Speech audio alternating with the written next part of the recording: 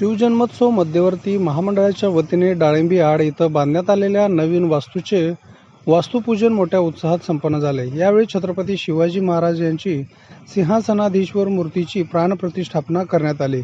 या नव्या वास्तूमध्ये छत्रपती शिवाजी महाराज यांची प्रतिष्ठापना करण्यात आली।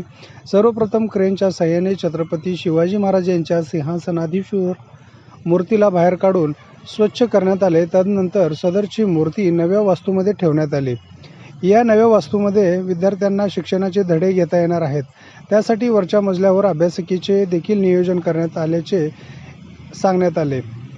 या प्रसंगी शिवजन्मोत्सव मध्यवर्ती महामंडळाचे शिवाजी गाडगे, माजी उपमहापौर तथा महामंडळाचे विश्वस्त पद्माकर नाना काळे, विनोद भोसले, श्रीकांत डांगे, माऊली पवार, राजू सुपाते, सुभाष पवार, भाऊसाहेब रोडगे, गणेश डोंगरे, रवी मोहिते, मतीन बागवान, तात्या वाघमोडे, देवीदास घुले, वैभव गंगणे, बसू कोळी, प्रतापसिंह चव्हाण, उज्ज्वल दीक्षित, विजय भुईटे, विजय पुकाळे, प्रीतम परदेशी, प्रकाश ननवरे, अनिकेत बिसे, सदाशिव पवार, संजय जाधव, जितू वाडेकर, विवेक फोटाणे आदीसह शिवजन्मोत्सव महोत्सव मध्यवर्ती महामंडळाचे पदाधिकारी, सदस्य, कार्यकर्ते आणि शिवप्रेमी यांची उपस्थिती होती। जन्मोत्सव मध्यवर्ती महामंडळाच्या वतीने परंपरा 50 वर्षापासून 50 ते 60 वर्षापासून आपली शिवजयंती साजरी करत होतो।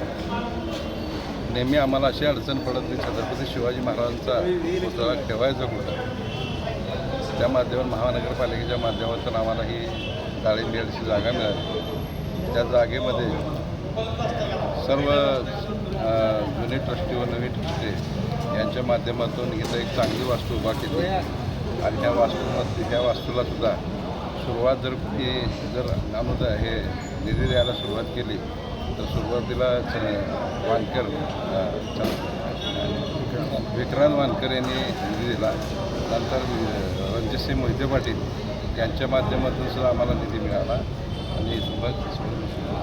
आणि आमदार आपले मंत्री सोलापूर शहराचे जिल्ह्याचे सुभाष देशमुख यांनी सर्वांनी निधी दिला। त्या निधीच्या